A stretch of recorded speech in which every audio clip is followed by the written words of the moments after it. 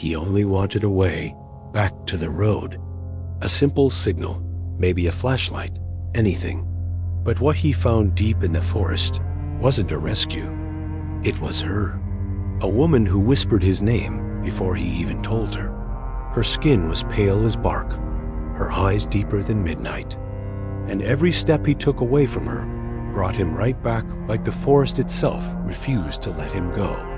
Tonight, under the branches of the haunted tree, he would uncover a truth older than memory, and a desire that refused to die with time.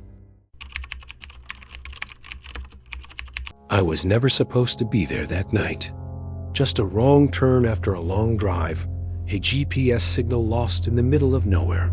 I thought it was just another forest, road quiet, dark, nothing more. But when the engine died and my phone turned to black, I had no choice but to walk. And that's when it began. The mist came slowly, like a breath from the ground, and with it, silence. No wind, no animals, only the crunch of my boots on the damp forest floor. Then, the voice. It was soft, so soft, I thought it was in my head. "You're late," it whispered. I turned. No one. Just branches, shadows, and that strange sensation crawling up my spine. I should have turned back. I should have waited by the car. But something inside me moved, like a string being pulled. I walked deeper into the mist, following a sound I couldn't explain, until I saw her. She stood beneath a tree, unlike anything I had ever seen, towering, twisted, ancient. Its trunk was wide as a house, its roots tangled like veins across the forest floor. And she, she stood at its base. A woman, still as a statue, with long hair like fallen leaves and skin that shimmered like moonlit bark. Her eyes met mine, and for a moment, I forgot I was cold. I forgot I was even lost. "I've been waiting," she said. I didn't answer. My mouth was dry. My heart was racing.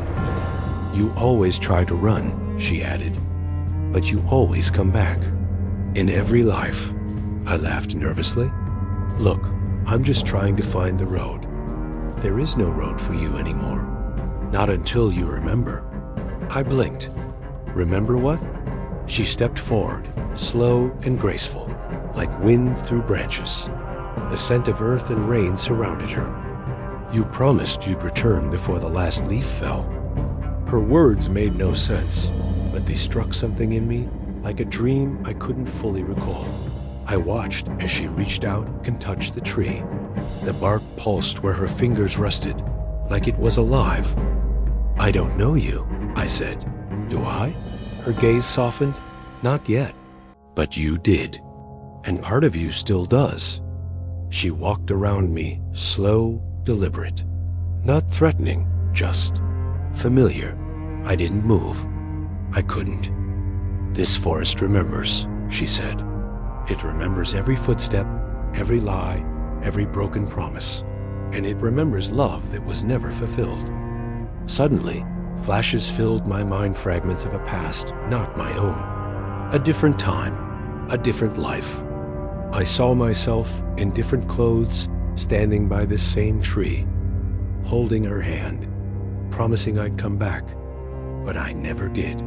Something kept me away, war, maybe, or cowardice. Now, here she was again, still waiting. "You're not real," I said, almost begging. She smiled. "Isn't that what men always say when they fear what they feel?"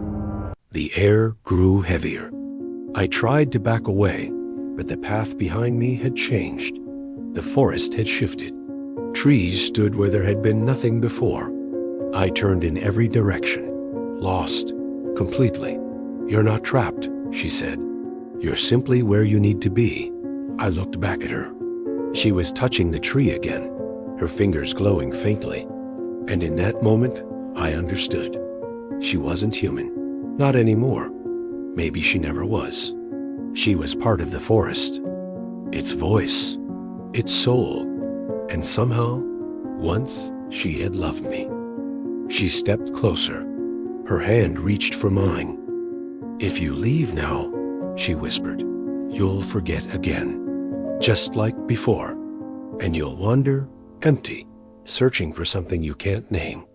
But if you stay," I felt warmth, not just in her hand, but in my chest, like something broken was slowly knitting back together. "Will I disappear?" I asked. She shook her head. "No, you'll remember all of it." I looked down at our hands, joined beneath the whispering branches of that ancient tree, and I said, "Then let me stay, just for a while." Some forests don't just hold trees. They hold memory. They hold longing. And sometimes they hold someone who still waits for you, even after lifetimes. If you've ever felt a strange pull toward a place you've never been, maybe it's not your imagination.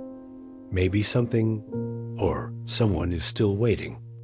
Subscribe for more mysterious love tales that blur the line between the living and the forgotten.